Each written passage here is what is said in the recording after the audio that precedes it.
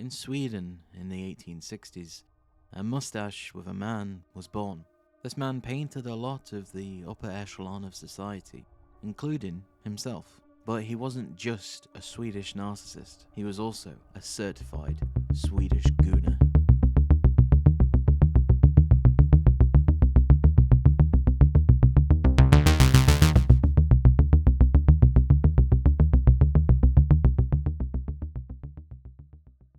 Zorn sounds like a bloody 50s sci-fi, you know? One of those old, pulp books. Zorn used a basic colour palette that, as a base, included lead white, yellow ochre, vermilion, and ivory black. And I've probably said ochre wrong. I don't know how to say ochre. It's yellow, okay? An incredibly limited palette, as you can see. But it begs the question, why didn't he just go to the shop and get some other colours? Due to this limitation, it meant that Zorn was able to master the art of mixing colours so well that they don't just end up turning into dark grey sludge when he was just trying to mix an orange. Having access to such a vibrant and varied range of brand-specific colours, it's hard to not just entirely rely on them rather than experimenting with them myself. The convenience of it's nice to have these pre-potted specific colours, but what is it actually teaching me about paint? Not a whole lot. It's no shock that I haven't mixed any paint in, well, decades. Probably when I was in primary school or something. For this, I've used miniature equivalents, so I've got Monuments Bold Titanium White, Citadels Abaddon Black, and also Mephiston Red, and Army Painter's Fiendish Yellow. I've been thoroughly enjoying and getting stuck more into the Trench Crusade universe as of late. I have a lot of genuine passion for that sort of horrible level of bleak. And it's not everyone's cuppa, but that's alright. It doesn't have to be. The Yeomen are a part of the standard trooper in the Grand Faction of the Principality of New Antioch. Each soldier commits to a lifetime of slaughter, a suicidal oath sworn. Each and every one of them play a vital supporting role to the rapid assault Strosstruppen. Probably said that wrong, I'm sorry.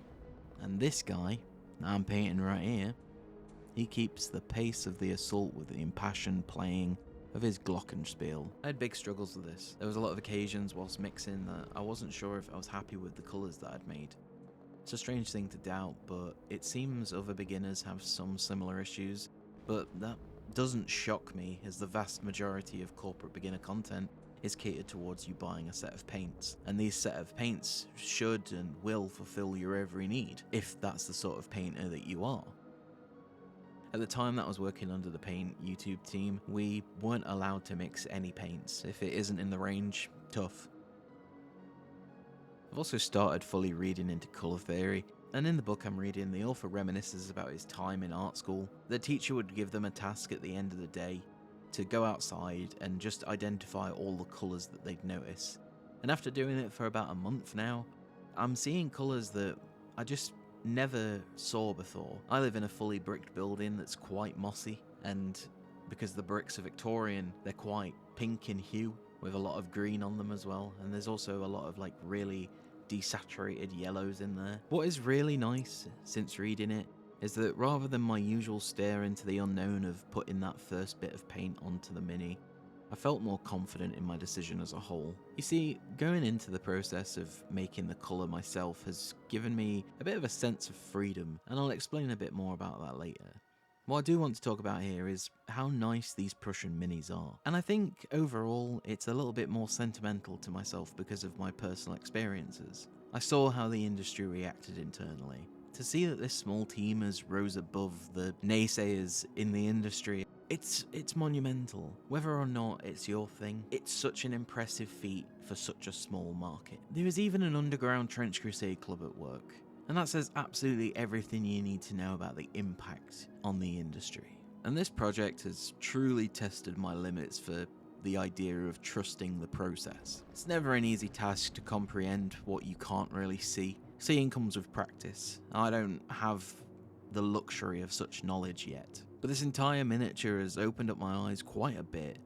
I felt like I've been doing okay paint jobs. I put a lot of effort and a lot of soul into each miniature that I do, and starting to see my own growth is exactly why I wanted to start this in the first place. It's always good to be able to compliment yourself on some previous work. It's not an easy thing to believe, especially not when you're anchored down with any sort of self-doubt. You know, you can always see your own mistakes, and sometimes it's just good to forget about them without losing the overall appreciation for what you've created. I'm not used to being this limited. There were times where I just felt too restricted, and there were times where all I wanted to do was just reach over and grab a different paint, one that's already pre-made for me and just ready to go, to just take that easier approach and to use something safe. As someone that preaches a lot about being experimental as well, I find myself to be incredibly hypocritically constrained by my own self-doubt. But I didn't take the easier approach, and I'm glad I didn't. It's a hole that is easy to get stuck in, and I feel now more than ever, with so many tools out here to help us with our day-to-day, it just makes us forget we lose these skills, and that sucks. It was about 35 degrees when I filmed this, and you can see the bristles of my brush were drying up and clumping. Obviously, I've edited out a lot of it and cut it down quite a lot. I was constantly re-washing and re-wetting my brush. It dried so quick with it being such a small amount that I was losing pretty much all of my paint between the wet palette and the miniature itself. But making this mistake has now made it easier for me to be able to identify it in the future. This whole thing has had so many lessons involved in it that I actually feel like I've made more progress in myself as a beginner painter, and that's saying a lot when I literally made a friggin' diorama. It's put me into a realm of complete unknown, and to try and just internally trust what I feel is right.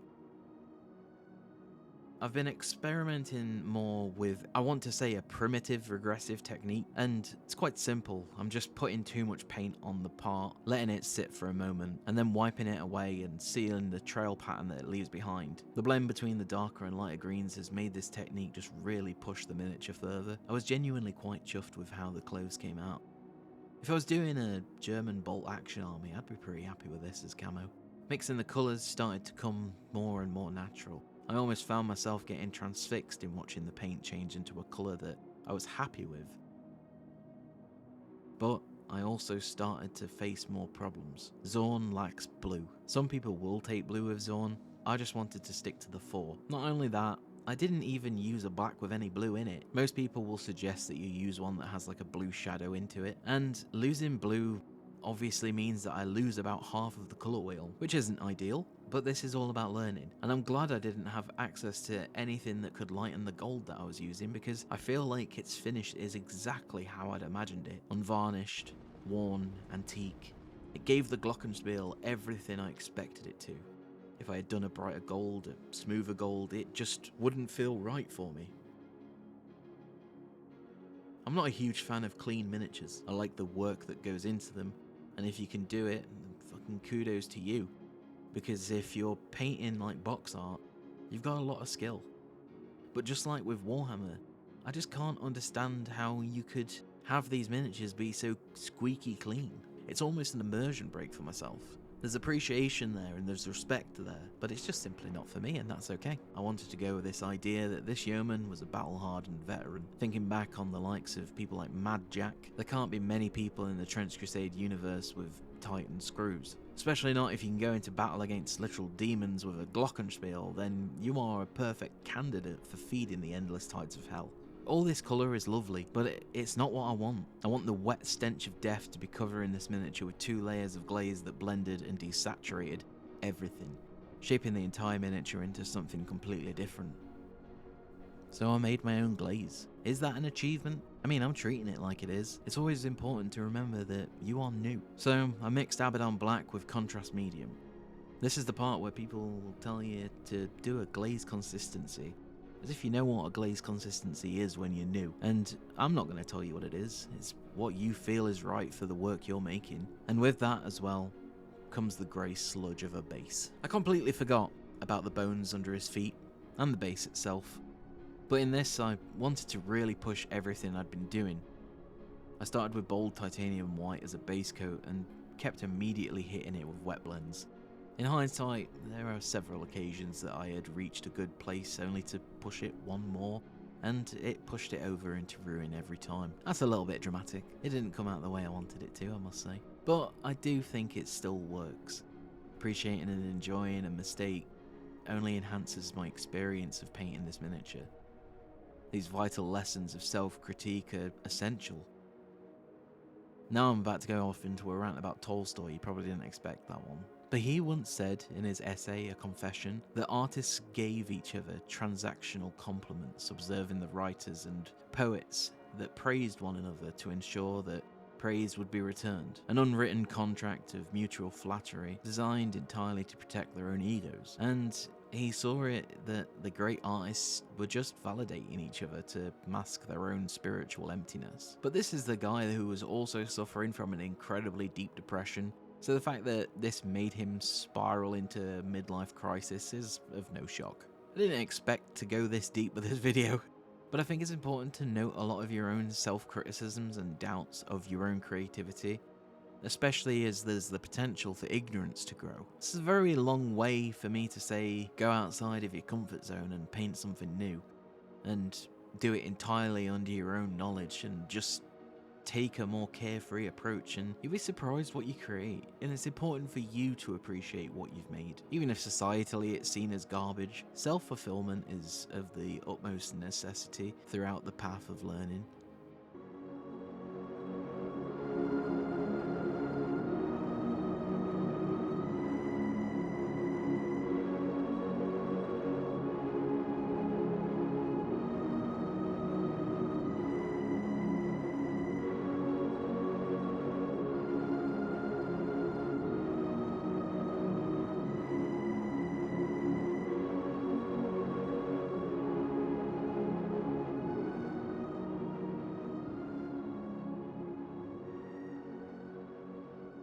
A big thanks again to Artis Opus for sending me these sets. I really didn't expect this kind of generosity, and to be gifted with not only one but two incredible sets of brushes, that's so mad. I'll be doing a full video reviewing them soon. I want to make sure I put them to good use, and I've not even touched the dry brushes yet, so I don't feel like I'm at a place that I can actually review them. I don't feel like I can give an honest and unbiased opinion about it at the moment because I simply don't know the facts. It's a monumental investment to anybody as well. I wouldn't have been able to afford this, and I feel there's a lot of people that also would not be able to afford this just to throw onto a new hobby. To be trusted by some of the industry leaders is such a validation that my idea is worth fighting to continue doing. And doing these videos has been a bit of a lifesaver for me in recent months. They've been therapeutic. I've not created something for myself in so long before these videos, and I've been loving every moment of it. I was once told at Games Workshop that you have to sell your soul if you want to make it in a corporate creative role, but I'm not quite the compliant type.